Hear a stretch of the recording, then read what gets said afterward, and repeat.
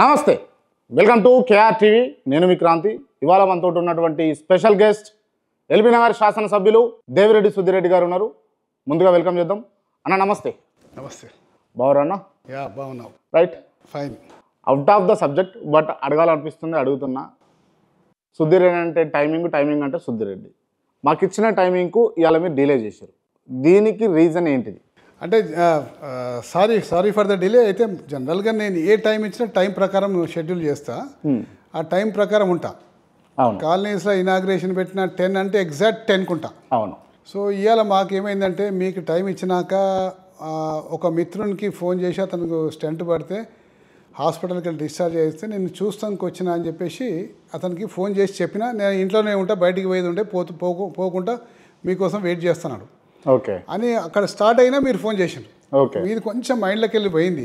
Okay, అరే వీళ్ళని రమ్మన్నా ఈ టైం ఇచ్చినా అని చెప్పేసి అతను కూడా వస్తుందని చెప్పినా కాబట్టి ఇక అతని దగ్గర పోయేసరికి లేట్ అయిపోయింది. రైట్. అండ్ మీరు ఒక చిన్న కాంప్లిమెంట్ కూడా ఇచ్చారు మాకు. క్రాంతి, మీ ఇంటర్వ్యూస్ చాలా బాగున్నాయి, చాలా బాగా చేస్తారు అని అన్నారు కదా. ఏం నచ్చింది సార్ మీకు? అంటే ఈ మధ్యలో కొన్ని చూసిన నేను కొంచెం అంటే ఎక్కువసేపు చూడలేదు, జస్ట్ 1 minute కానీ అది ఆ కాన్సెప్ట్ బాగా అనిపించింది నాకు. ఓకే, నాకు మంచి టాపిక్ తీసుకున్నారేమో అనిపించింది. కొన్ని ఏ టాపిక్ అంటే ఒకటి బైరి నరేషన్ చేసిన అనుకుంటా. Yeah sir. అది ఇంటర్వ్యూ ఒకటి, ఇంకేదో 2-3 ఒకటి జస్ట్ 1 minute 2 minutes చూసినా మంచిగా అనిపించింది నాకు. ఓకే, అంటే క్రాంతి మంచిగా చేస్తున్నారని అనిపించింది నాకు. అప్పుడే ఫోన్ చేసి అప్రిషియేట్ చేద్దాం అనుకున్నా కానీ ఏదో సందర్భంలో మర్చిపోలేదు. Right sir. ఓకే, సరే, ఈ విషయాలు పక్కన పెడితే మీరు సక్సెస్ఫుల్గా 1 year అవుతా ఉంది కాంగ్రెస్ అధికారంలోకి వచ్చి ఎమ్మెల్యేగా. మీ కంప్లీటేషన్ ఇప్పుడు మీకు ఎలా అనిపిస్తుంది అని అంటే మీరు ఏం చెప్తారు? అంటే ఈ 1 yearలో హైదరాబాద్ అభివృద్ధి మొత్తం తిరోగమనం మొదలైపోయింది. ఎందుకంటే అభివృద్ధి అనేది ఏ విధంగా ఉందంటే పెద్ద మహానగరం. ఈ మహానగరంలో కోట్లాది ప్రజలకు దాదాపు 1 కోటి చిల్లర ప్రజలు నివసిస్తున్నారు.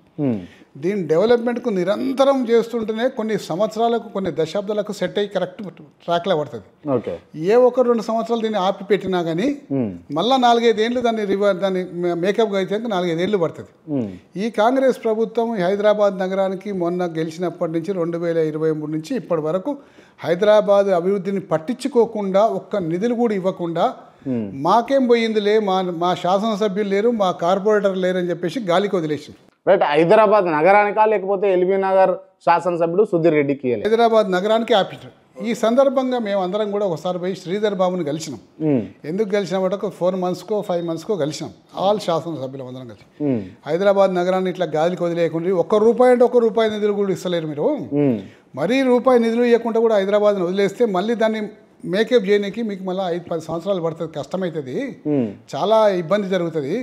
దయచేసి నిధులు ఇవ్వండి, హైదరాబాద్ని ఆదుకోండి అని చెప్పేసి మేము పోయి కలిసి మాట్లాడేసి వచ్చినాం. ఓకే, మాట్లాడేసి వస్తే సరే మేము చేస్తాం అది ఇది అని చెప్పిండ్రు.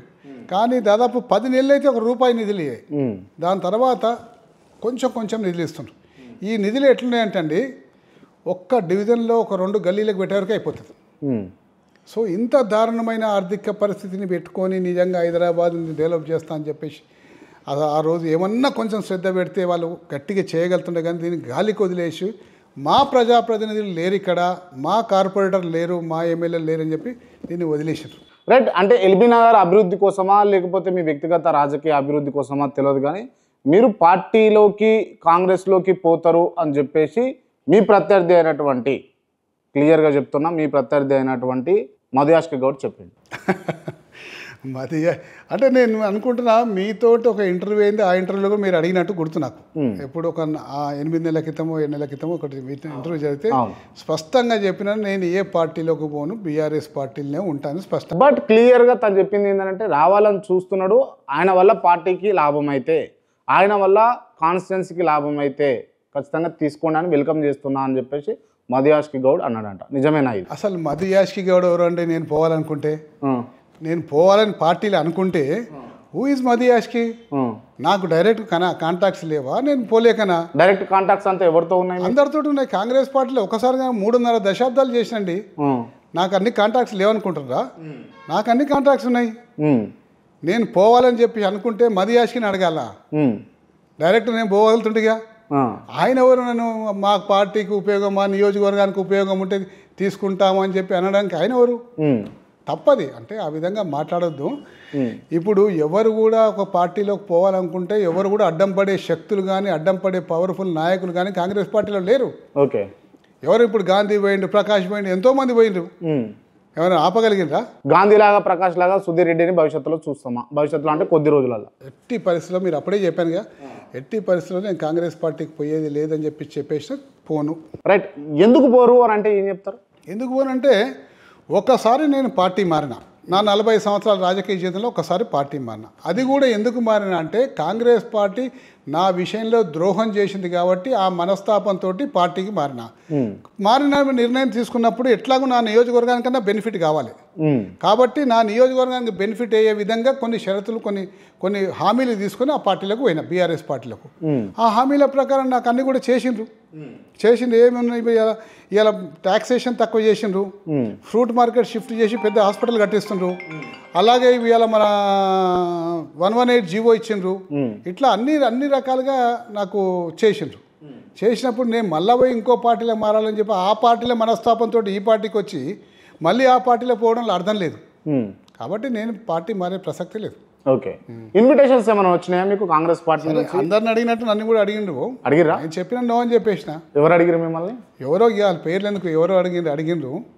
ఈ మధ్యయాష్కి కన్నా పెద్ద స్థాయి వాళ్ళు అడిగిండ్రు. ఓకే. అడిగిండ్రు కానీ నో అని చెప్పి. అంటే మీ దృష్టిలో మధుయాష్కి చిన్న స్థాయా? నేనేం చిన్న స్థాయి అంటలేను కదా, నేను చిన్న స్థాయి అంటలేను, పెద్ద స్థాయి అంటలేను. నేను పోవాలనుకుంటే డైరెక్ట్గా పోగలుగుతాను, నేను మాట్లాడగలుగుతాను, పోగలుగుతాను. మదియాష్కి ఆపలేడు, మదియాష్కి రమ్మని చెప్పి తీసుకుపోలేడు. రెండూ లేవు అతను. ఓకే. రెండూ లేవు అతనికి. మీరు నేను కింద వస్తుంటే బోర్డులు చూసిన, అంటే ఈ సంవత్సర కాలం సపరేట్ మేనిఫెస్టో పెట్టుకొని మీరు లాస్ట్ టైం చేసిర్రు, ఈ టైం చేస్తామని చెప్పేసి హామీలు ఇచ్చారు. లాస్ట్ టైంకు ఈ టైంకు డిఫరెన్స్ ఏంది అని అంటే ఏం చెప్తారు? ఈ టైం నేను మొన్న ఎన్నికలు ఇచ్చిన హామీని ఒక్కటి కూడా నెరవేర్చలేకపోయినా. ఫెయిల్ అయిపోయారా? ఫెయిల్ అంటే పోరాడుతున్నాం, కొంచెం ఇంకా లేట్ కావచ్చు. నేను ఇచ్చిన హామీ దాదాపు బండ్లగూడలో ఫ్లైఓవర్ హామీ ఇచ్చిన, అట్లనే మన హస్తినాపురంలో ఫ్లైఓవర్ హామీ ఇచ్చిన, ఇంకా కొన్ని మేజర్ హామీలు. ఓకే. ఇంకా వేరే చిన్న హామీలు ఉన్నాయి. గతంలో ఇచ్చిన 118 జీవోలో సంపూర్ణంగా ఈ ప్రభుత్వం ఆపెట్టేసేసింది. ఈ ప్రభుత్వం ఆపెట్టేసింది. కన్వీనియన్స్ డీడ్ అన్ని కూడా వాంటెడ్లీ కేవలం సుధీర్ రెడ్డి గారు చేసిన ఉద్దేశంతో ఇక్కడ స్థానిక నాయకులు పోయి ముఖ్యమంత్రి గారి మెత్తుల మీద తీసుకొచ్చి ఆపేసింది. ఓకే.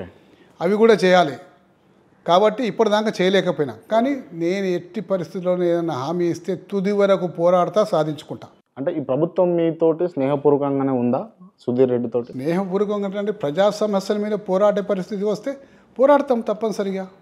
ప్రజలకు ఇచ్చిన హామీల మేరకు పోరాడతాం తప్పనిసరిగా. పోరాడితే హామీలు నెరవేరుతాయా, లేకపోతే సోదర భావంతో లేకపోతే స్నేహభావంతో ఉంటే నెరవేరుతాయా?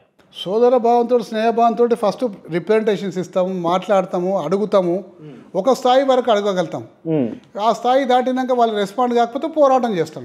రైట్. నేను 2-3 సార్లు చూసినా అసలు పట్టించుకోవట్లేదు ప్రభుత్వము మమ్మల్ని, ఇతర పార్టీల నుంచి ఉన్న వాళ్ళను అని చెప్పేసి మీరు చెప్పడం జరిగింది. పర్టికులర్గా ఎల్బినార్ కాన్స్టిట్యున్సీ గురించి కూడా మీరు మాట్లాడడం జరిగింది. నిజంగా పట్టించుకోవట్లేదా ప్రభుత్వం? ఏ ప్రభుత్వం అంటే ఎవరిని అంటే వ్యక్తులను పట్టించుకోవట్లేదా, లేకపోతే బీఆర్ఎస్ పార్టీ ఎమ్మెల్యేలు ఫండింగ్ విషయంలో ఎమ్మెల్యేలకి? నన్నే కాదండి, ఎక్కడ ఇప్పుడు హైదరాబాద్లో ఒక నగరంలో ఒక రూపాయి ఇస్తే అడగండి. మీరు ఫస్ట్ 10 months మీరు రైట్ టు ఇన్ఫర్మేషన్ యాక్ట్ తీసుకోండి. ఫస్ట్ 10 months గాలికి వదిలేసిండ్రు. అందరు పోయి గొడవ చేస్తుంటే ఈ మధ్యన అందరు కంప్లైంట్లు బాగా ఎక్కువైతే కొంచెం డబ్బులు ఇస్తుండ్రు. ఆ డబ్బులు ఒక వార్డులో, ఒక డివిజన్లో, ఒక గల్లీకి సరిపోవు. ఆ డబ్బులు ఇస్తుంది. ఏం లాభం అంటే డబ్బులు మరి సంఖ్యలు వేసుకొని అసెంబ్లీలో తిరిగితే ఎవరిస్తారన్నా? ఎందుకు సంఖ్యలు అంటే మా రొటీన్ జరిగే పోరాటం అండి. ఆ సంఖ్యలు మొత్తం హైదరాబాద్కి వేసేసింది అయ్యాలి వాళ్ళు. మాకొకరు మేము వేసుకున్నది కాదు, ఇప్పుడు హైదరాబాద్కు సంఖ్యలు వేసిండ్రు. ఎక్కడ ఏ అభివృద్ధి లేదు, మీరు మూలకు కూర్చోండి, హైదరాబాద్కు తాళం వేద్దామని చెప్పేసి ప్రభుత్వం అనుకుంటుంది. దానివల్ల లాభమా నష్టమా? నష్టం వాళ్ళకే నష్టం అవుతుంది.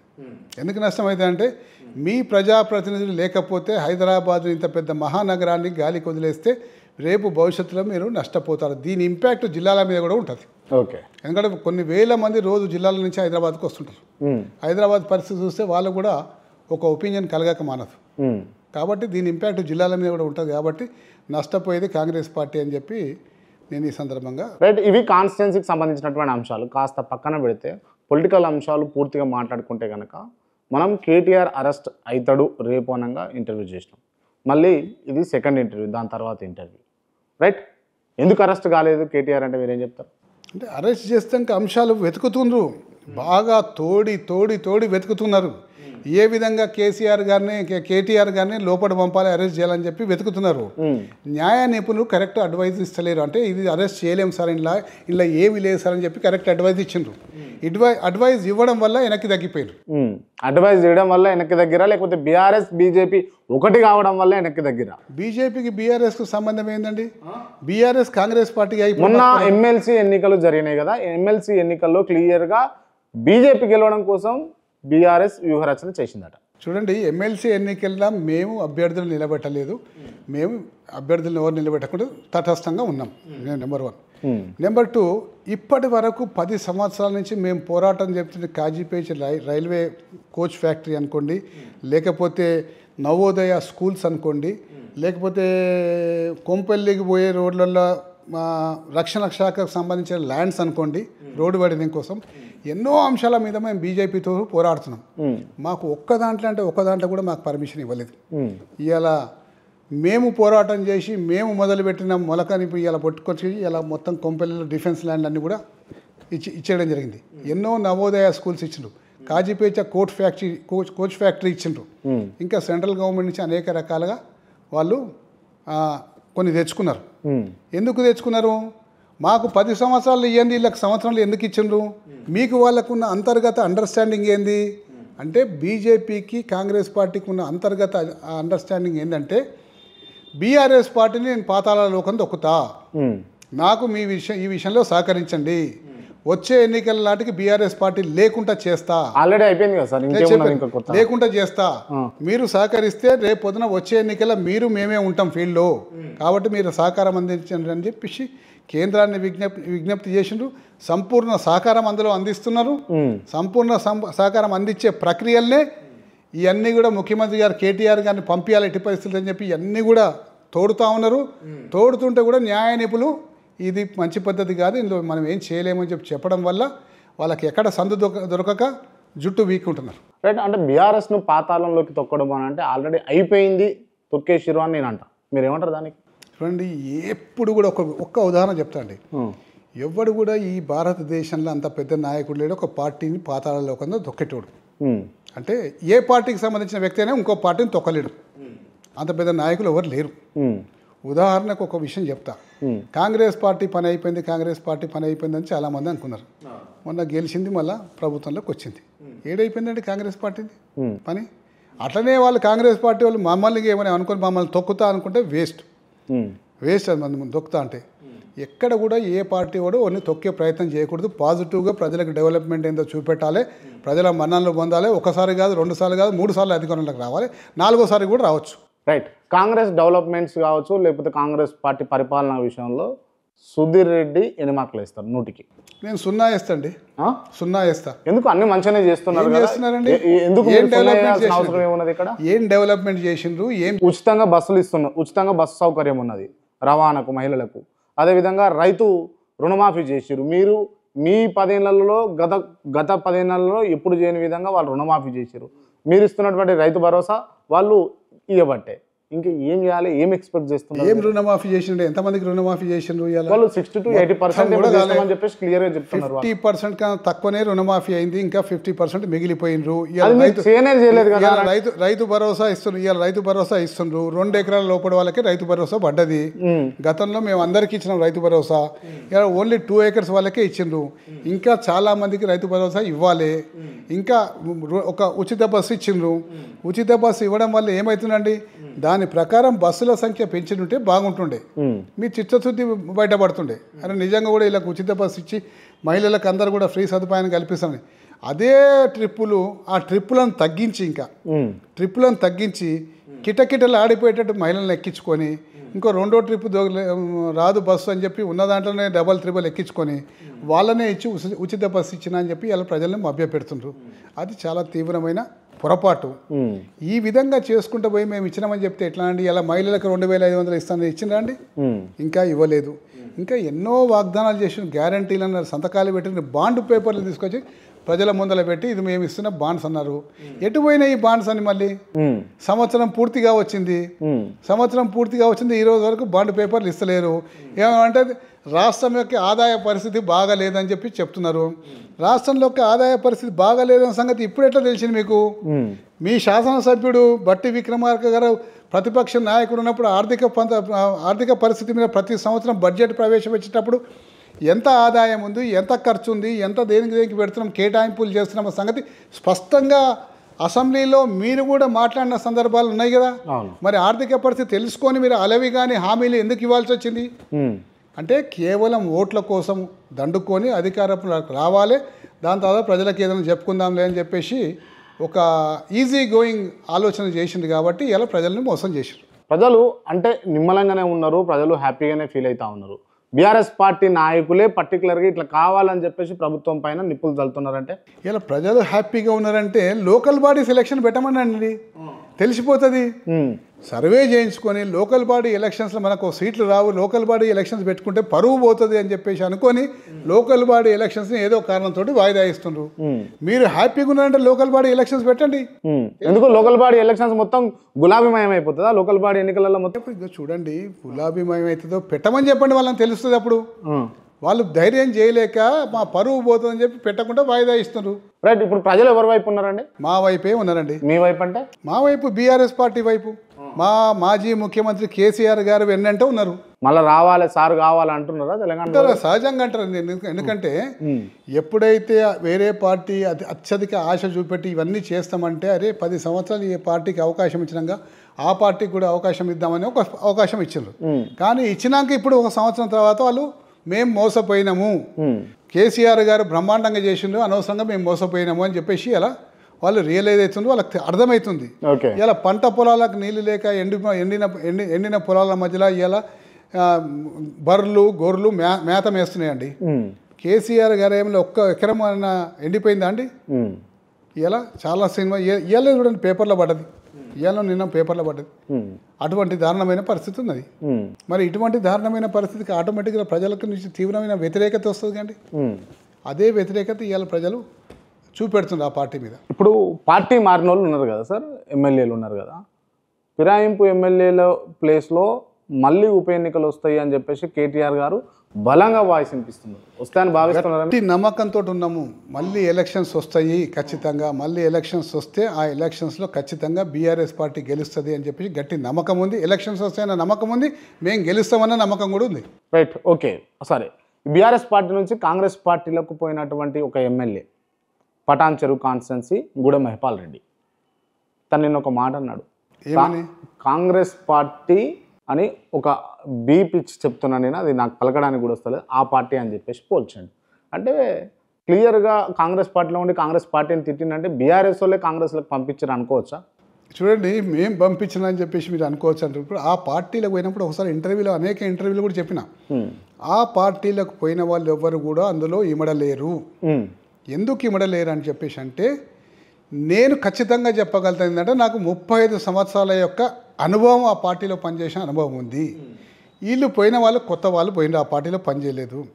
జెంటిల్మెన్, నిజంగా చాలా మంచి, వ్యక్తిగతంగా చాలా మంచి మనుషులు.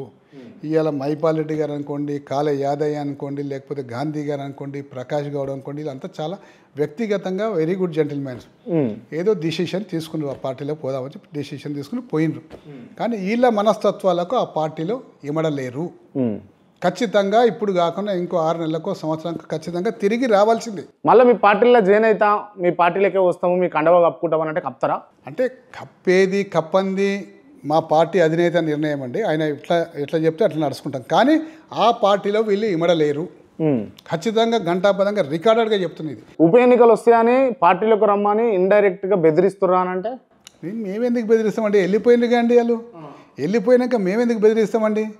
మేము బెదిరించాల్సిన అవసరం, మేము బెదిరిస్తే బెదిరే వాళ్ళు ఎవరున్నారు? ఎవరున్నారండి బెదిరే వాళ్ళు? అంటే బెదిరియడం రాదా, లేకపోతే బెదరలేరానా? మేము బెదిరించే మాకు అలవాటు లేదు, బెదిరించాము. చట్టపరంగా పోతాం, చట్టపరంగా ఏ నిర్ణయం వస్తే ఆ నిర్ణయాన్ని ఫాలో అవుతాం. ఓకే, అంతే. ఓకే. కానీ అదే చట్టము కేటీఆర్ని అరెస్ట్ చేస్తుంది అని అంటే చట్ట వ్యతిరేక చర్యలు చేస్తా ఉన్నారు, పోలీస్ జులుం నశించాలని చెప్పేసి మీరే రోడ్లు ఎక్కుతారు. మళ్ళీ అదే అండి, కేటీఆర్ని అరెస్ట్ చేసాక సరైన కారణాలు చూపెట్టాలి, సరైన పద్ధతిలో అరెస్ట్ చేయాలి. అంతేగాని అడ్డగోలుగా తీసుకుపోయి 8 గంటలు 9 గంటలు ప్రశ్నించుకుంటా ఆ కేసుకు సంబంధించిన ప్రశ్న ఒకటే వేస్తారు, మిగతా 7:30 గంటలేమో చెత్త ప్రశ్నలన్నీ వేస్తారు. దాని మీద ఆటోమేటిక్గా పోలీసు జులుం నశించాలని చెప్పి మేము అంటూనే ఉంటాం. దాంట్లో తప్పేముందండి? ఏం తప్పులేదండి. రైట్. బీఆర్ఎస్ పార్టీలో వర్గాలు ఉన్నాయా? ఏ వర్గం లేదండి, కేసీఆర్ గారి వర్గం అంతే. ఏకైక వర్గం కేసీఆర్ గారి వర్గం. కేసీఆర్ గారి నాయకత్వంలోనే అందరం పనిచేస్తాం. అదే కేసీఆర్ గారి వర్గం, అదే పార్టీ కార్యకర్తలం. సుధీర్ రెడ్డి గారు ఎవరికి ఎక్కువ చనువుతూ ఉంటారు బీఆర్ఎస్ పార్టీలో అంటే? అందరితో ఉంటారండి. అందరితో ఉంటా అని కేసీఆర్ గారితో ఉంటా, కేటీఆర్ గారితో ఉంటా, హరీష్ రావు గారితో ఉంటా, కవిత గారితో కూడా ఉంటా. అందరితో ఉంటా. అంటే పార్టీలో వీళ్ళు నలుగురేమైనా అంటే ఇక పార్టీ శ్రేణులు అందరితో ఉంటా. ఉదాహరణకు 4 పేర్లు చెప్పిన. ఎందుకు వాళ్ళ పేర్లే చెప్పిరు అని అంటే ప్రముఖ పాత్ర పార్టీలో పోషిస్తుంది వాళ్ళే కాబట్టి, లేకపోతే వాళ్ళదే పార్టీ కాబట్టి. అయితే ఏమైనా అనుకోండి, మీరు పార్టీ కేసీఆర్ గారు ప్రతిష్టాపించిన పార్టీ. తెలంగాణ ఉద్యమంలో కూడా క్రియాశీలకంగా పాత్ర పోషించింది వాళ్ళే. ఇంకా కూడా కొంతమంది క్రియాశీలకంగా పోషించిన వాళ్ళు ఉన్నారు, కానీ చాలా పెద్ద లిస్ట్ అవుతుంది చెప్పాలంటే. కాబట్టి ఉదాహరణకు 4 పేర్లు చెప్పిన. ఓకే, కాసేపు మళ్ళీ ఈ రాజకీయ అంశాలు పక్కన పెడితే మళ్ళీ ఎల్బీనగర్కి వస్తే, సార్ ఎల్బీనగర్లో బీఆర్ఎస్ క్యాడర్ దెబ్బతింటుంది, అది కూడా సుధీర్ రెడ్డి మీద కోపంతో అని ఎవరంటారు? నేను అంటున్నా. ఎట్లా దెబ్బతింటుంది? కొంతమంది పార్టీలు మారిరు, అవునా కాదా? ప్రముఖ లీడర్లే మారిరు, పెద్ద స్థాయి లీడర్లే మారిరు. దానికి కారణం మారుండొచ్చు. వాళ్ళకు స్వతంత్రంగా కొత్త అవకాశాలు ఆ పార్టీలో వస్తాయి. ఈ పార్టీలో అడ్డం ఆల్రెడీ నేను ఉన్నా కాబట్టి ఈ పార్టీలో ఎదగలేమని చెప్పి ఆ పార్టీకి పోయిండొచ్చు. అంటే సుధీర్ రెడ్డి కింద ఎవరు ఎదగలేరనా? నేను ఎమ్మెల్యేగా ఉన్నాండి. ఎమ్మెల్యే నన్ను కాదని చెప్పి ఎవరికి రాదు కదండి. ఎమ్మెల్యేగా పోటీ చేసేవాళ్ళు, ఎమ్మెల్యే టికెట్ ఆశించేవాళ్ళు. సుధీర్ రెడ్డి గారు సిట్టింగ్ ఎమ్మెల్యే, ఆయన జరిపి మేము తీసుకోలేం కాబట్టి కొత్తగా అవకాశాలు వస్తాయని పోయిండొచ్చు. దాంట్లో తప్పేముందండి? రైట్. ఎల్బీనగర్ ఒకవేళ ఇప్పుడు బైఫర్కేషన్లో డివైడ్ అయితే ఎమ్మెల్యేగా ఉన్నటువంటి సుధీర్ రెడ్డి గారు బైఫర్కేషన్లో వచ్చినటువంటి కొత్త కాన్స్టిట్యున్సీకి సుధీర్ రెడ్డి గారి సతీమణి నిలబడే అవకాశాలు ఉన్నాయి. చూడండి, నా ఫ్యామిలీని తీసుకురావాలంటే ఎప్పుడో తీసుకొచ్చాను, కానీ ఎప్పుడు కూడా నా ఫ్యామిలీ రాజకీయాలకు రావాలని చెప్పి అనుకోలేదు. కేవలం ఎన్నికల్లో నిలబడ్డప్పుడు ఒక 6 నెలలు యాక్టివ్గా ఉంటారు. సహజంగా అందరి భర్తలకు వాళ్ళ సతీమణులు వచ్చి ప్రోత్సాహం చేసి నిలబడి ఆ కొద్ది రోజులు ప్రచారం చేస్తారు. అట్లనే నా భార్య. బట్ అందరేమో కానీ నేను చెప్తున్నా పర్సనల్గా, మేడం చాలా ఇంట్రెస్టెడ్గా ఉన్నారు పాలిటిక్స్లో. నా భార్య మోర్ యాక్టివ్ ఉండొచ్చు, వీళ్ళందరికన్నా నా భార్య మోర్ యాక్టివ్ ఉండొచ్చు. దాంట్లో తప్పేముందండి? రేపు మహిళా దినోత్సవం ఉంది, నేను కొన్ని ప్రోగ్రామ్స్ పోతున్నా, ఆమె కొన్ని ప్రోగ్రామ్స్ పోతున్నాయి. ఎందుకంటే అదే టైంలో 11:30 నుంచి 1 గంట లేడీస్ అంతా జమ అయ్యేది అదే టైంలో. అందరూ పెడితే 11 గంటలకు 11:30కే పెడతారు. నేను ఒక ప్రోగ్రామ్ అటెండ్ చేయగలుగుతా, 2 ప్రోగ్రామ్ అటెండ్ చేయగలుగుతా. అన్ని ప్రోగ్రామ్స్ అటెండ్ చేయలేంగా, కొన్ని ఆమె అటెండ్ చేస్తుంది. పొలిటికల్గా ఎంకరేజ్మెంట్ ఉన్నదా మరి తనకి మీతో? అటువంటిది ఏం లేదు. నా పిల్లలు రారు, నా భార్య రారు. ఇప్పటిదాకా నా భార్య మామూలుగా వస్తే ఆమెకి ఇంట్రెస్ట్ లేదు. నా పిల్లల్ని మాత్రం ఈ రాజకీయాల్లోకి రాకుండా దూరంగా ఉంచగలిగిన ఇప్పటిదాకా. ఎందుకంటే నా పిల్లల్ని ఎవరు గుర్తుపట్టరు. ఫస్ట్ థింగ్, నా నియోజకవర్గంలో ఎవరు గుర్తుపట్టరు. ఎందుకంటే ఇక్కడే ఉన్నాం మేము. ఒక 2 ఇయర్స్ దాకా 3 ఇయర్స్ దాకా ఇదే ఇంట్లో ఉంటుంది. ఇక్కడ ఉన్నా కానీ నా పిల్లల్ని ఎవరు గుర్తుపట్టలే.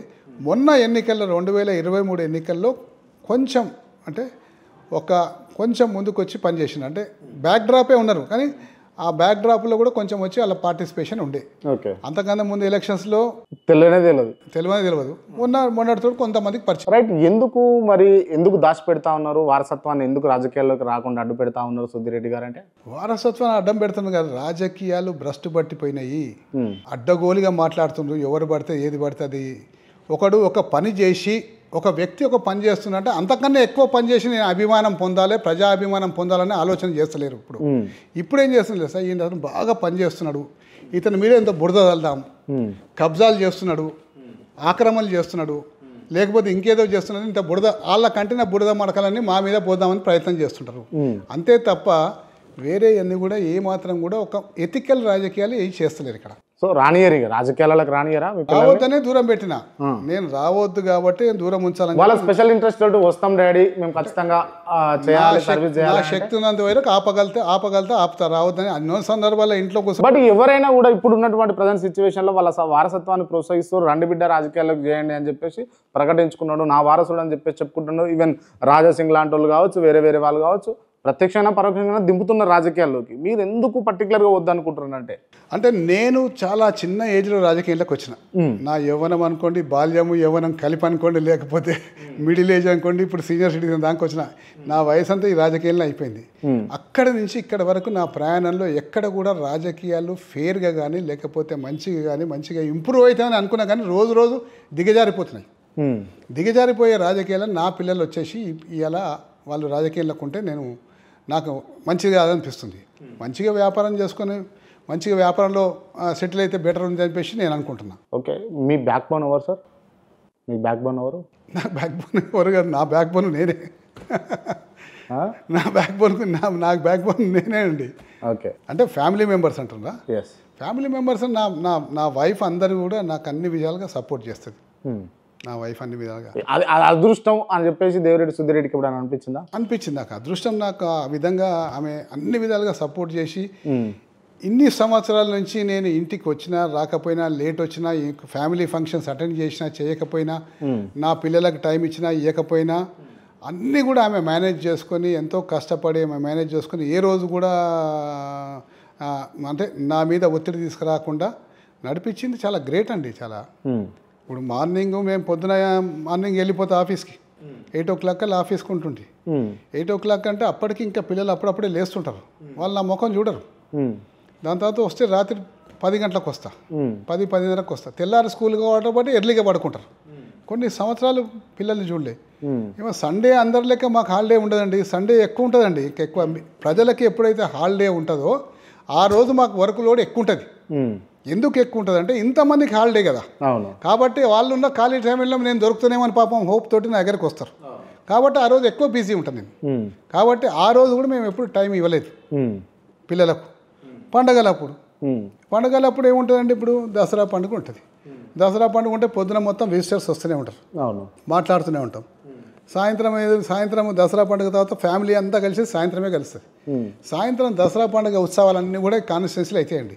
ప్రతి దగ్గర పెద్ద పెద్ద చన్నం గ్యాదర్ అయ్యి దసరా పండుగ సంతోషంగా జరుపుకుంటారు. అక్కడికి మమ్మల్ని పిలుస్తారు. 5-6 ఉంటాయి. 5-6 పోలేము, ఎందుకంటే అదే అందరూ ఆ టైమింగ్ ప్రకారం పోలేము. 1-2 అటెండ్ చేస్తాం. వచ్చేవరకు 9:30-10 అవుతుంది. 10 అయిపోయేవరకు అప్పటికే పిల్లలు ఆ టైం, ఆ ప్రీషియస్ టైం అయితే దాటిపోతుంది. దీపావళి వస్తుంది. దీపావళి వస్తే పొద్దున విజిటర్స్ ఉంటారు. ఉంటే సాయంత్రమే ఫ్యామిలీ అంతా కలిసి క్రాకర్స్ కాల్చడం లేకపోతే సరదాగా ఉండడం అంతా జరుగుతుంది. ఆ టైంలోనే పాపం యాదవ సోదరులు అంతా కూడా సదర్ పెడతారు. ఎంతో ప్రేమగా ఆప్యాయంగా మమ్మల్ని పిలుస్తారు. సదర్ కార్యక్రమం పెట్టి 1-2 అటెండ్ చేస్తున్నాను, ఎక్కువ అటెండ్ చేయాలి. ఎందుకంటే ఇంట్లో ఫ్యామిలీ అంతా వెయిట్ చేస్తుంటారని చెప్పి వాళ్ళు మళ్ళీ వస్తారు. అక్కడే అప్పటికే ఆ టైం అయిపోతుంది. ఆ టైమింగే ఇప్పుడు ఏముందండి, సాయంత్రం 7 గంటలకు చీకటి పడ్డాక కలుస్తారు. దాని తర్వాత 1 గంట సేపు అందరు సరదాగా క్రాకర్స్ కలుస్తారు. దాని తర్వాత భోజనానికి చేస్తారు. అదే టైంలో మాకు సదర్ ఉంటుంది. అంటే ఈ పండుగ ఉండదు, పబ్బం ఉండదు. ఏ రోజు కూడా పండగ రోజు అండి, ఏ హాలిడే రోజు అయినా సరే రాజకీయ నాయకులకు డబల్ పని ఒత్తిడి ఉంటుంది. ఓకే, కాబట్టి పండుగల పూట దొరకం, రెగ్యులర్ టైంలో దొరకం. మా జీవితంలో దాదాపు 70% అంతా కూడా పెళ్ళిళ్ళు, బర్త్డేలు ఇవే సరిపోతాయి. ఒకరోజు పెళ్ళిళ్ళు ఉన్నాయంటే ఆ పెళ్ళిళ్ళన్నీ అటెండ్ చేసేందుకు ఉదయం మొదలు పెడితే సాయంత్రం దాకా పెళ్ళిళ్ళు అయితేనే ఉంటాయి. సాయంత్రం వచ్చి ఇంటికి వచ్చి ఫ్రెష్ గిట్ల అయిపోయాక రాత్రి మళ్ళీ డిన్నర్ స్టార్ట్ అవుతుంది. పాపం వాళ్ళు ఎంతో ప్రేమగా ఆప్యాయంగా వచ్చి మా ఇంట్లో ఫంక్షన్ శుభకార్యం అవుతుంది, మీరు రావాలని చెప్పేసి పాపం నాకున్న పరిచయాల దృష్ట్యా వాళ్ళు పాపం ఎక్స్పెక్ట్ చేస్తారు. మేము వాళ్ళని డిసప్పాయింట్ చేయలేం. అంత ప్రేమ ఆప్యాయంగా పిలిచినప్పుడు మేము పోకుంటే బాగుండదు.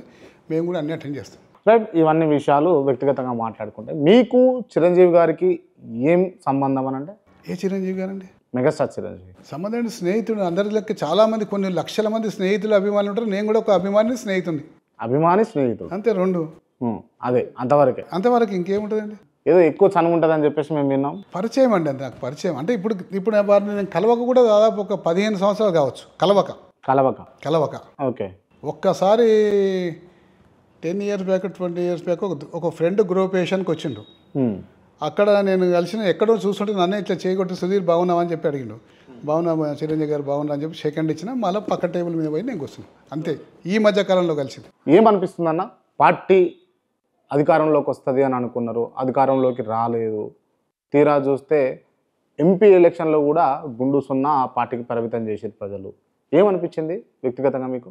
ఏమనిపిస్తాయంటే పార్టీ అధికారంలోకి వస్తున్నా రాలేదు, ఎంపీ స్థానంలో ఎంపీలు సీట్లు కూడా రాలేదు. కాబట్టి రెట్టించిన ఉత్సాహంతో రేపు రాబోయే రోజుల్లో పోరాడి మళ్ళీ అధికారంలోకి తెప్పియాలి కేసీఆర్ గారిని, ఆ ముఖ్యమంత్రి పీఠం మీద కూర్చోబెట్టాలి అని కార్యకర్తలు అందరూ కూడా గట్టి నిర్ణయం తీసుకొని చాలా ఉత్సాహంగా పనిచేస్తాం, సిద్ధంగా ఉన్నారు, రెడీగా ఉన్నారు. ఒకవేళ మొన్న జరిగినటువంటి ఎన్నికల్లో కనుక బీఆర్ఎస్ అధికారంలోకి వచ్చుంటే మంత్రివర్గంలో సుద్దిరెడ్డి గారు ఉంటుండే. అట్లేం చెప్పలేమండి. ఇప్పుడు మంత్రి కావాలన్న ఆశ అందరికీ ఉంటుంది, కానీ దాని అదృష్టం కూడా కలిసి రావాలి. కేసీఆర్ గారికి కేటీఆర్ గారికి నేను నచ్చాలి, నా పనితనం నచ్చాలి, వారు అనుకుంటే నాకు స్థానం దొరుకుతుంది. అంతేగాని నా సొంతంగా నేను అనుకుంటే కమిట్మెంట్ ఉండేనా లేకుండా మీరు మంత్రివర్గంలో వస్తారు అధికారంలోకి వస్తే అని చెప్పేసి మీకు చేసి కమిట్మెంట్ అంటే ఏం లేదండి. కమిట్మెంట్ అంటే అష్యూరెన్స్ ఏమైనా ఉండేనా? అటువంటిది కూడా అష్యూరెన్స్ ఏం లేదు. ఎవరు అష్యూరెన్స్ ఇవ్వలేరు, అటువంటి అష్యూరెన్స్ కూడా లేదు. కాకపోతే అందరికీ కావాలని ఉంటుంది, కావాలని ఉన్నా కానీ అప్పటి సిచ్యువేషన్స్ బట్టి అప్పటి పరిస్థితులు బట్టి పరిస్థితులు ఎట్లుంటాయో చెప్పలేము. అంతేగాని కమిట్మెంట్ కానీ లేకపోతే అటువంటివి ఏమి ఉండవు. ఎస్ఎల్బీసీలో తప్పు జరిగిందా, తప్పు చేసిర్రని మీరు ఆరోపిస్తారు? 100% తప్పు చేసినండి. ఎప్పుడైతే దాదాపు 2019లో ఎస్ఎల్బీసీ తవ్వేటప్పుడు అక్కడ లూజ్ సాయిల్ వస్తుంది, దాన్ని అది డేంజర్ అని చెప్పేసి వద్దు, ఇది అసలు ఎస్ఎల్బీసీ ప్రాజెక్టే వైబుల్ ప్రాజెక్ట్ కాదండి. కాకుండా కానీ గతంలో మొదలుపెట్టిన వాళ్ళు మొదలుపెట్టినాక దాని తర్వాత అనేక సందర్భాల్లో ఆగిపోవడం, స్టార్ట్ కావడం అంతా జరిగింది. కేసీఆర్ గారు గవర్నమెంట్లో కూడా మొదలుపెట్టారు. మొదలుపెట్టినాక ఈ పరిస్థితుల దృష్ట్యా ఇది ప్రమాదకరంగా పరిగణించే అవకాశం ఉంది కాబట్టి దీన్ని ఇక్కడికి ఆపేసేసేసి నిపుణుల యొక్క సలహా తీసుకుందామని చెప్పి అనుకున్నాం. నిపుణులు కూడా సలహా ఇచ్చారు, ఇది మంచిది కాదని చెప్పారు. ఆ సలహాని ఏది పాటించకుండా ఇవాళ ప్రభుత్వం గుడ్డిగా పోయి కొంతమంది ప్రాణాలు కేవలం ప్రభుత్వం యొక్క నిర్లక్ష్యం వల్ల ఇవాళ ప్రాణాలు పోయినాయి. కేవలం ప్రభుత్వమే దానికి కారణం. తగు చర్యలు తీసుకోలేదు. అక్కడికి వెళ్ళి నీళ్లు జోరుగా గారుతున్నాయి, దాన్ని రీక్యాపింగ్ చేయాలి. రీక్యాపింగ్ చేసి టనల్ బోరింగ్ మిషన్ తోటి పైన కవరింగ్ చేసుకుంటూ మరి దాన్ని అంతా కూడా సిమెంట్ తోటి నింపాల్సి ఉండే, కానీ మరి అవన్నీ ఎందుకు చేయలేదో. ఎక్కువ గారుతున్నాయి నీళ్ళు. నిపుణులు అప్పుడే చెప్పాల్సి ఉండే, ఇంత ఎక్కువ గారుతుంది డేంజర్ అని చెప్పాల్సి ఉండే. మరి వాళ్ళకి ఎందుకు రిపోర్ట్ వచ్చిందో, ఏ రిపోర్ట్ వచ్చిందో, వాళ్ళ తప్ప ఎవరు తప్ప అనే సంగతి ఇవాళ అర్థమవుతలేదు. కేసీఆర్ గారు అమెరికా ప్రయాణం అని చెప్పేసి వింటున్నాము, ఎందుకు పోవాల్సి వస్తుంది అమెరికాకి? పోవద్దా అండి, విదేశాలకు పోవద్దని అంటలేము, కాకపోతే ఎందుకు పోవాల్సి వస్తుంది అని చెప్పేసి ఏదన్నా కారణం చూడాలనిపించచ్చు. అక్కడ ప్రజలు కేసీఆర్ గా వస్తే బాగుండని చెప్పి ఆహ్వానం పంపించచ్చు, ఏదన్నా కారణంతో పోవచ్చు. కానీ బట్ అంటే ఇప్పుడు అధికారం కోల్పోయి 14 నెలలు అవుతా ఉంది. 14 నెలల్లో ఎక్కడా కూడా కేసీఆర్ గారు తెలంగాణ రాష్ట్రంలో ఉన్నటువంటి ప్రజలను రిప్రజెంట్ చేస్తూ మాట్లాడినటువంటి దాఖలాలు లేవు. దాన్ని పక్కన పెట్టి అమెరికా పోవాల్సినటువంటి పని ఉన్నదని 14 నెలలు అవుతుంది కాబట్టి ఇప్పుడు రికవర్ అయ్యండి, సంపూర్ణంగా రికవర్ అయ్యిండు. రికవర్ అయ్యింది కాబట్టి పోదామని అనుకుంటుండేమో, తప్పేముందండి అలా. ఎందుకు దాఖలాలు లేవండి? ఇప్పుడు 2-3 సార్లు టీఆర్ఎస్ భవన్లో మీటింగ్ పెట్టిండ్రు, మాట్లాడిండు, కార్యకర్తలందరినీ కూడా ఉత్సాహాన్ని నింపిండు, వాళ్ళకు మనోధైర్యాన్ని ఇచ్చిండు. ఎస్ మనం పోరాడదామని చెప్పిండు, అంతా దిశానిర్దేశకం చేసిండు. ఇవాళ సంపూర్ణంగా ఆరోగ్యం కోలుకున్నప్పుడు అమెరికాకు కొంతమంది పిలిచిండ్రు, అమెరికాకు మీరు రావాలని చెప్పి వాళ్ళని పిలిచినట్టు సంగతి నాకు తెలిసింది. వాళ్ళ కోరిక మేరకు అమెరికా పోదామని చెప్పి అనుకున్నాడేమో, అంతే. అదే రీజన్, అంతే, వేరే ఏముంటుందండి. ఓకే, మొన్న బర్త్డేకు మీరు పోయి కలిసి వచ్చారా సార్? కలిసి వచ్చినా. ఓకే, ఏమంటున్నారు మీతో? ఇక చాలామంది ఉండే విజిటర్స్ కలిసినాము, విషెస్ చెప్పినాము, వచ్చేసినాము, అంతవరకు. అంతే. రైట్. ఈ ఎస్ఎల్బీసీని బీఆర్ఎస్ ప్రభుత్వం బీఆర్ఎస్ పార్టీ నాయకులు చాలా మంది నాయకులు కూడా క్లియర్గా రాజకీయమే చేస్తూ ఉన్నారు. మీ హయాంలో క్లియర్గా కాళేశ్వరం కుంగిందా లేదా? ఎందుకు ఎస్ఎల్బీసీని మీరు ఇంతగానో రాజకీయం చేసి ప్రజలను ఎందుకు డైవర్ట్ చేస్తున్నారు అంటే? మేము ఎక్కడ రాజకీయం చేయలేదండి. ఎందుకు చేయలేదంటే ఒక పెద్ద ప్రాజెక్ట్ జరిగినప్పుడు ఏదో ఒక చిన్న పొరపాటు జరుగుతుంది ఖచ్చితంగా. ఎక్కడ కూడా మేము రాజకీయం చేయలేదు, ఎక్కడ కూడా మేము దాన్ని పెద్ద తీవ్రంగా కూడా విమర్శించలేదు. ఒక్క విషయం మీకు గుర్తుపెడతా అండి, ఈ సంవత్సరం ఈ 14 నెలల కాలంలో, ఈ 15 నెలల కాలంలో కాంగ్రెస్ పార్టీ ప్రభుత్వం వచ్చిన ఈ 15 నెలల కాలంలో ఖమ్మంలో పెద్దవాగు మొత్తం కొట్టుకుపోయింది, కంప్లీట్ కొట్టుకుపోయింది ఖమ్మంలో పెద్దవాగు. అలాగే నల్గొండ జిల్లాలో సుంకేశ్లో కూలిపోయింది. మరి మహబూబ్నగర్ జిల్లాలో ఒట్టెం పంప్ హౌస్ మొత్తం మునిగిపోయింది. ఇవన్నీ కూడా పెద్ద ప్రమాదాలే. కానీ ఏ ప్రమాదం మీద కూడా బీఆర్ఎస్ పార్టీ ఇంత తీవ్రంగా కానీ లేకపోతే రాజకీయం కానీ ఎక్కడ కూడా చేయలేదు. ఎందుకు చేయలేదంటే ఒక పెద్ద కార్యక్రమం జరిగేటప్పుడు చిన్న చిన్న పొరపాట్లు దొరుకుతాయి. కాంగ్రెస్ పార్టీ మాత్రం కాళేశ్వరం అంత పెద్ద ప్రాజెక్ట్ కడితే ఒక్క దగ్గర పిల్లర్ కుంగిపోయి క్రాక్ వస్తే దాని మీద ఇప్పటికీ రాజకీయం చేస్తూనే ఉంది. ఈ రోజు వరకు కూడా ఒక కమిటీని వేసి ఆ కమిటీ కొంతమందిని ఎంక్వైరీ చేసింది, వాళ్ళు వచ్చిన ఫోటోలు పేపర్లలో గీపర్ల దాని మీదకి వాళ్ళ నాయకులు మాట్లాడేది ఈ రోజు కూడా ఇప్పటికీ రాజకీయం చేస్తుంది. అది వాళ్ళు గ్రహించాల్సింది ఏంటంటే పెద్ద ప్రాజెక్టులు పోయేటప్పుడు చిన్న చిన్న పొరపాట్లు దొరుకుతాయి, కానీ ఆ పెద్ద ప్రాజెక్టుల వల్ల ప్రజలకి ఎన్నో రకాల ఉపయోగాలు ఉంటాయని చెప్పి రాజకీయం చేయకూడదన్న ఒక ఇంగిత జ్ఞానం ఆ పార్టీకి ఉండాల్సిందే. కానీ అది ఇంగిత జ్ఞానం లేకుండా దాన్ని ఇప్పటికీ రాజకీయం చేస్తూనే ఉంది. ఇలా ఎస్ఎల్బీసీ కూలిపోయిందండి. మా నాయకులు ఎప్పుడంటే హరీష్ రావు గారు మొన్న పోయినరు అంటే కూలిపోయినాక చాలా రోజులకు పోయినరు. ఎందుకు పోయిందంటే కనీసం పరామర్శించినట్టు ఉండాలి, వాళ్ళ కుటుంబాలని అక్కడ ఉన్న వర్కర్లకు ధైర్యం చెప్పాలని చెప్పి పోయిన రాజకీయం చేస్తాం కానీ అక్కడ రానిలే వాళ్ళు రానియకుండా ఆపేసి లోపలికి పంపించారు కదా. తర్వాత గట్టిగా మందలిస్తే అప్పుడు పంపించినాక దాని తర్వాత ఉత్తమ్ కుమార్ రెడ్డిని ఇరిగేషన్ మినిస్టర్ కలుద్దామంటే కలవనీయకుండా సైలెంట్గా ఒప్పుచేసిండ్రు. అంతేగాని రాజకీయం చేయాలన్న ఉద్దేశం లేదు, రాజకీయం చేద్దామన్న ఆలోచన కూడా లేదు. ఓకే, వీళ్ళు కాంగ్రెస్ వాళ్ళు మాత్రం రాజకీయం చేస్తారు. సార్ చివరగా కాంగ్రెస్ ప్రభుత్వం విఫలమైంది ఎక్కడ అని అంటే మీరు ఏం చెప్తారు? అన్నింటిలో విఫలమైందండి. అన్నిట్లో విఫలం ఎందుకైందంటే ఇప్పుడు ప్రజల యొక్క సమస్యల మీద ఫోకస్ చేసి వాటి మీదనే వాళ్ళ సమస్యలు తీర్చాలన్న ఇంట్రెస్ట్ ఉంటేనేమో బాగుంటుండే. వీళ్ళకి ప్రభుత్వం గద్దెనెక్కినప్పటి నుంచి కేసీఆర్ గారి కుటుంబాన్ని ఎట్లా ఇబ్బంది పెట్టాలి, కేటీఆర్ గారిని ఎట్లా లోపలి పంపాలి అన్న ఆలోచనలే దినం మొత్తం చేస్తుంటుంటే ఇక ప్రజల గురించి ఆలోచన ఎప్పుడు చేస్తారండి? ఇక ఆలోచన చేసే టైం లేదు, ప్రజల గురించి ఆలోచన చేసే టైం. కాబట్టి నిర్ణయాలన్నీ తప్పుడు నిర్ణయాలు అవుతున్నాయి. రైట్. బీఆర్ఎస్ ఓడిపోవడానికి, బీఆర్ఎస్ ఓటమి పాలు కావడానికి కారణాలు ఏమై ఉండొచ్చు అనుకుంటారు మీరు? అనేక కారణాలు ఉండొచ్చండి. బీఆర్ఎస్ ఓటమి పాలైతే అనేక కారణాలు ఉండొచ్చు. ఏ కారణాలు ఉన్నా కానీ ఇలా మేము ఓడిపోయినా ప్రతిపక్ష పార్టీలు ఉన్నామా, గెలిచిన పార్టీ అది. కాబట్టి వాళ్ళు ప్రజల గురించి బీఆర్ఎస్ కన్నా బాగా మేము ఏం చేయగలుగుతాము అనే ఆలోచన చేసి చేయాలి. నేను ఇంతకుముందు మీకు చెప్పిన చూడండి, ఒక వ్యక్తి ఒక పని చేస్తే అంతకన్నా బాగా చేసి ప్రజల మన్ననను పొందాలి, ప్రజల అభిమానం పొందాలనే ప్రయత్నం చేయాలి. కానీ కాంగ్రెస్ పార్టీ ఏం చేస్తుంది, బీఆర్ఎస్ మీద బురద జల్లి మేం గొప్ప వాళ్ళమని చెప్పి చెప్పుకునే ప్రయత్నం చేస్తుంది.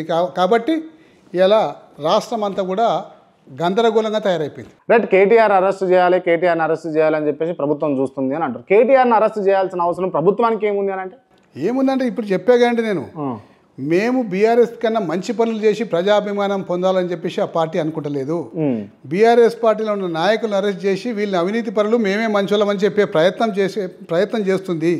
కాబట్టి వాళ్ళ టైం అంతా కూడా దాని మీదనే వాళ్ళ యొక్క మేధోమదనం చేస్తున్నారు. కాబట్టి సమయం అంతా కూడా ఆడనే వృధా చేస్తుండ్రు. వృధా చేసి ప్రజాపాలన గాలికి వదిలేసిండ్రు. కాబట్టి ప్రజలకన్నీ కూడా అస్తవ్యస్తంగా తయారైపోయింది.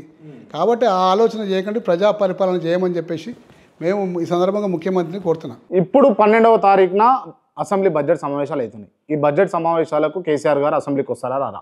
వస్తారు, మంచిగుంటే వస్తారండి. అసెంబ్లీలో సీటు కూర్చోవాలండి. కూర్చోవాలంటే ఏంటంటే సీటు కూర్చునే తనకు సీటు కొంచెం ఇబ్బందికరంగా ఉంటుంది. స్పెషల్లీ ఎందుకంటే తుంటి ఎంకే ఇరిగిన వాళ్ళకు కొంచెం ఇబ్బందికరంగా ఉంటుంది. నాకు మొన్న December 16th నాడు అసెంబ్లీ స్టార్ట్ అయిందండి. నాకు బ్యాక్ బాగా సివియర్ పెయిన్ ఉండే. ఒక 2-3 రోజులు అసెంబ్లీలో కూర్చునే ప్రయత్నం చేసిన, చాలా అనీజీగా కూర్చున్నా. నాకు ఇబ్బంది అయింది. నా సీటు నాకు అడ్జస్ట్ అయితే లేదు. నా సీటు మార్చమని నేను స్పీకర్ని అడగలేను. ఎందుకు మార్చమని, నా ఒక్క సీటు మారుస్తారా అండి? నా ఒక్క సీటు మార్చలేరు. నాకు ఇబ్బంది అనిపించింది. దాని తర్వాత ఆ పెయిన్ సివియర్ అయిపోయింది. జనవరి నెల మొత్తం February 20 దాకా సర్జరీ అయింది. ఆపరేషన్ చేసుకుని హాస్పిటల్లో ఉన్నా. కేసీఆర్ గారు కూడా ఏంటంటే ఆ తుంటి ఎముక వల్ల ఆ సీటు యొక్క కంఫర్ట్ ఉండకపోవడం వల్ల కొంచెం ఇబ్బంది అవుతున్న మాట వాస్తవమే. ఆ ఇబ్బంది అధిగమిస్తే ఖచ్చితంగా వస్తాడు. అంటే నేను ఇందాక అడిగినా ఇప్పుడు అడుగుతున్నాం, మళ్ళీ అడుగుతున్నాం సార్. నిజంగా ఒక 10 సంవత్సరాలు ఒక రాష్ట్రానికి ముఖ్యమంత్రిగా ఉన్నటువంటి వ్యక్తి కేసీఆర్. అటువంటి వ్యక్తి గెలిచిన తర్వాత అసెంబ్లీకి రాకపోవడం అనేది చాలా ఇబ్బందికరమైనటువంటి వాతావరణం కాదు? లేదండి. సరే, హెల్త్ విషయం పక్కన పెట్టండి. ఆరోగ్యంగా ఉండి ఆ సీటు మీద కూర్చోగలితే ఖచ్చితంగా రావాల్సిందే. ఇప్పుడు మా పార్టీ దగ్గర మీటింగ్ అయితే అండి, మా పార్టీ ఆఫీస్లో టీఆర్ఎస్ భవన్లో మీటింగ్ అయినప్పుడు టీఆర్ఎస్ భవన్కు సపరేట్ చైర్స్ ఉంటాయి, కొన్ని వేరే చైర్లు ఉంటాయి. అందులో కంఫర్ట్ ఉన్నది. ఆయన అవసరం ఉన్నప్పుడు కాలు చాపుకోవచ్చు ఇట్లా. ఆ కాలు చాపుకుంటా కూడా కార్యకర్తలు మేమే సొంత పార్టీ మనుషులుగా మేమేం ఇబ్బందిగా ఫీల్ కాము, ఇబ్బందిగా మాకేం అనిపించదు. ఇప్పుడు వేరే దగ్గర వేరే పార్టీ సభ్యులు ఉంటారు కాబట్టి అహంకారం అనవచ్చు, లేకపోతే ఇంకెన్నో రకాలుగా అనవచ్చు, అది కూర్చునే పద్ధతి అని చెప్పి దాన్ని కూడా విమర్శించే అవకాశం ఉంటుంది. ఎందుకంటే ప్రతిదీ రాజకీయం చేయాలిగా కాంగ్రెస్ పార్టీకి, కాబట్టి ఎన్ని రకరకాలు అనవచ్చు. కాబట్టి 10 సంవత్సరాలు ముఖ్యమంత్రి ఉన్న వ్యక్తి కంఫర్టబుల్గా కూర్చున్నప్పుడే అసెంబ్లీకి వద్దామని చెప్పి అనుకోవడంలో తప్పేముందండి, తప్పేం లేదుగా. ఇవాళ చాలామంది ఇవాళ జయలలిత కూడా అనారోగ్యంగా ఉన్నాడు, అసెంబ్లీ రాలేదు. ఇవాళ జగన్ వస్తలేడు అసెంబ్లీకి. వీళ్ళందరూ కేసీఆర్ని ఆదర్శంగా తీసుకురా మరి ఎట్లా? దానికి అక్కడ రాకపోవడానికి ఇక్కడ రాకపోవడానికి తేడా మీకు ఇప్పుడే చెప్పిన. ఇక్కడ ఆయన తుంటి ఎముక ఇరిగిపోవడం వల్ల ఆ తుంటి ఎముక కావాల్సినంత సీటింగ్ అనేది ఆయనకు అడ్జస్ట్ ఉండి కంఫర్టబుల్ ఉన్నప్పుడే రాగలుగుతాడు. అది దానికి చెప్పుకుంటూ ఈ రిలేటెడ్ చెప్పిన.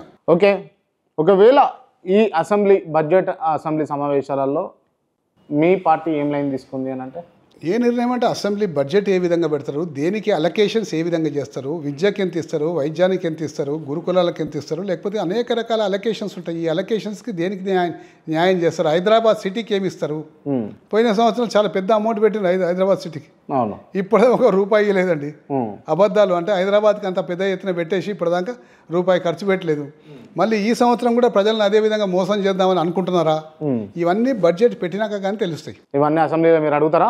ఖచ్చితంగా అడుగుతారు, ఖచ్చితంగా. ఎందుకు అడగమంటే నీ బడ్జెట్ పోయిన సంవత్సరం పెట్టినాం, ఈ సంవత్సరం దాకా ఏం చేసినావు, ప్రోగ్రెస్ ఏంది, మళ్ళీ ఈ సంవత్సరం పెట్టినాం మళ్ళీ చూపెడుతున్నాం అంటే కేవలం ప్రజల్ని మోసం చేసినట్టే కండి. మూసి ఎక్కడ పోయింది, మరి మూసి అటే పోయి అటకెక్కినట్టుగా చేయండి. మూసి మేము ఏ రోజు కూడా మూసికి వ్యతిరేకం కాదు, కానీ మేము మూసికి వ్యతిరేకం అనేది ఆయన ప్రచారం చేయబోయిండు.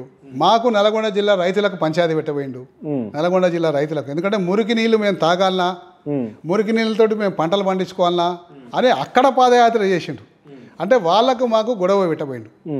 అంటే క్లియర్ కట్గా జవాబు చెప్పినాం. హైదరాబాదులో మూసీ కోసం మూసీ నదిలోకి వస్తున్న మురుగునీరు శుద్ధి చేస్తానికి 3,800 కోట్ల రూపాయలతోటి దాదాపు 32 STPలకు శ్రీకారం చుట్టిందే కేసీఆర్ గారు. అందులో ఈ ముఖ్యమంత్రి గారు, కాంగ్రెస్ ముఖ్యమంత్రి గారు రేవంత్ రెడ్డి అయినాక 4-5 STPల్ని ముఖ్యమంత్రి గారు స్వయాన చేతుల మీకెళ్ళి ఇనాగ్రేషన్ చేసిండు. అవన్నీ గారు కేసీఆర్ గారి ఆధ్వర్యంలో మొదలైనవి. కేసీఆర్ గారు డబ్బులు ఇచ్చిండ్రు, పూర్తయ్యే స్టేజ్లో ఎలక్షన్స్ వచ్చినాయి కాబట్టి ఈయన ఇనాగ్రేషన్ చేసిండు. సో ఈ శుద్ధి చేసిన నీళ్ళన్నీ కూడా కింద నల్గొండ జిల్లా రైతులకు పోయే యొక్క ప్రణాళిక కేసీఆర్ గారిది, కేటీఆర్ గారిది అని చెప్పేసి అక్కడ రైతులకు స్పష్టంగా అర్థమైపోయి ఆ రాజకీయ దాంట్లో చిక్కుకోలేదు. సరే, ఓకే, మీరు మూసీకి అడ్డం కాదు, కాకపోతే హైడ్రాక్ మాత్రం అడ్డమే కదా. మీరు హైడ్రాక్ కూడా చూడండి, హైడ్రాక్ అడ్డం అంటే అడ్డగోలుగా కూలగొట్టొద్దని అంటున్నాం. నోటీసులు ఇవ్వాలి, చట్టపరంగా కూలగొట్టాలి. ఇవాళ ఉరి తీస్తారు, ఎందుకు తీస్తారండి? ఒక వ్యక్తి మర్డర్ చేస్తే అతను 20 ఏళ్ళు జైల్లో పెట్టి పోషించి అతను కేసు నిజంగా కూడా అన్ని సాక్ష్యాధారాలు వచ్చినాక అతన్ని ఉరి తీస్తారు. అటనే ఇక్కడ కూడా చేయాలి కదండి. ఒక మనిషిని శిక్షించే ముందర న్యాయంగా లీగల్గా నోటీసులు ఇవ్వాలి, అది ఇల్లీగల్ కన్స్ట్రక్షన్ ప్రూవ్ చేయాలి, అప్పుడు గులగొట్టాలి. అధికారులను సొంత చేతుల్లో తీసుకొని ధనాధన రాత్రి గులగొడతా అంటే నిన్న మొన్న కోర్టు కూడా అక్షంతలు వేసింది కండి. అవసరమైతే హైడ్రాన్ కూడా రద్దు చేస్తాం అని హైకోర్టు ఇచ్చిందా లేదా? మరి అంత తీవ్రమైన వ్యాఖ్యలు కోర్టు చేసిందంటే అర్థం చేసుకోవచ్చు. ఓకే, ఎక్కడ పడితే అక్కడ విచక్షణ లాగితే డెమాలిషన్స్, నోటీసు లేదు, ఏం లేదు, ఏదో డాక్యుమెంట్ పెట్టి ఎవరు చూపడంగా ఒక కంప్లైంట్ కానీ వ్యక్తిగత కక్ష ఉంటే డెమాలిషన్. కాబట్టి హైడ్రాని అడ్డం పెట్టుకొని ఈ యొక్క రాజకీయ నాయకులు, కాంగ్రెస్ నాయకులు చాలా బ్లాక్మెయిలింగ్ పాల్పడుతున్నారు. బ్లాక్మెయిలింగ్ అంటున్నారు ఇవాళ హైడ్రా అంటారు. కాంగ్రెస్ నాయకులు ఇవాళ ఏం చేస్తుండ్రు, మేము హైడ్రా కంప్లైంట్ ఇస్తాం, మాకు నీ డబ్బులు ఏంటి, అది ఇదే అంటున్నారు. ఎల్బీనగర్లో కాదు, ఇబ్రాహీంపట్నంలో మొత్తం అదే జరుగుతుంది. ఈ విధంగా బ్లాక్మెయిలింగ్ పడుతుంది. కాబట్టి అంతటా దాన్ని కొంతమంది స్థానిక నాయకులు బ్లాక్మెయిలింగ్ ఉపయోగించుకుంటున్నారు. Right sir, thank you so much. Thank you. Interview close చేసే ముందు నేను కొంతమంది పేర్లు చెప్తా, వాళ్ళకి సంబంధించి మీరు ఓన్లీ 1 word ఆన్సర్ ఇవ్వాలి. రైట్. తెలంగాణ తొలి ముఖ్యమంత్రి కేసీఆర్ తెలంగాణ బాపు. కేటీఆర్ మంచి విజన్ ఉన్న నాయకుడు. కల్వకుంట్ల కవిత మంచి వక్త. హరీష్ రావు కష్టపడే తత్వం ఉన్న మనిషి. రేవంత్ రెడ్డి మాట్లాడే తత్వం ఉన్న మనిషి. మధుయాష్కి ఏంటంటే ఆయన అన్నీ చేస్తాడు కానీ ఏమి చేయనట్టుగా అనిపిస్తాడు. అన్నీ చేస్తాడు, మంచి చెడ్డ. అందులో మంచి ఉంటాయి, చెడు ఉంటాయి. చెడు ఎక్కువ అనిపించినాయి, మంచి ఎక్కువ అనిపించినాయి. చెడే ఎక్కువ ఉంటాయి. రామ్మోహన్ గౌడ్ ఆయన కూడా కష్టపడే తత్వం ఉన్న మనిషి. బండి సంజయ్ వ్యక్తి మంచోడే కానీ సబ్జెక్ట్ ఉన్నా లేకుండా ఏదో మాట్లాడే ప్రయత్నం చేస్తాడు. ఈటల రాజేందర్, జెంటిల్మెన్, ధర్మపురి అరవింద్, ఎక్కువ మాట్లాడతాడు, రఘునందన్ రావు, సబ్జెక్టు మాట్లాడతాడు. ఉత్తమ్ కుమార్ రెడ్డి, ఓకే, కోమటిరెడ్డి వెంకటరెడ్డి, కష్టపడే జీవి, కోమటిరెడ్డి రాజగోపాల్ రెడ్డి, కష్టపడే తత్వం ఉన్న మనిషి, professor Kodandaram, one of the finest gentlemen, Seethakka, కష్టపడి పైకి ఈ స్థాయి దాకా వచ్చింది. కుండా సురేఖ, ఈ మధ్యకాలంలో కాంట్రవర్సీ ఎక్కువైపోయింది ఆమె. పొన్నం ప్రభాకర్, నాతో పాటు ఎన్ఎస్సీ నుంచి ఈ స్థాయి దాకా ఎదిగినందుకు గర్వంగా ఉంది. కాంగ్రెస్ పార్టీ, ఒకప్పటి కాంగ్రెస్ పార్టీకి ఇప్పటి కాంగ్రెస్ పార్టీకి భూమికి ఆకాశానికి ఉన్న తేడా ఉంది. బీఆర్ఎస్, బీఆర్ఎస్ తెలంగాణ జాతి నిర్మాణం కోసం, తెలంగాణ అవసరాల కోసం పుట్టిన బిడ్డ. బీజేపీ, బీజేపీ దేశంలో అక్కడక్కడ గొడవలు చేసి పబ్బం గడపాలనే పార్టీ. దేవిరెడ్డి సుధీర్ రెడ్డి, నా సంగతి నేను చెప్పుకుంటే బాగుండు, ప్రజలు చెప్పాలి. క్రాంతి, క్రాంతి బాగా చేస్తుండు, upcoming, and I wish you all the best. Kranti, నువ్వు బాగా చేస్తున్నావు, అదేవిధంగా కంటిన్యూ చేయి. Thank you sir, thank you so much.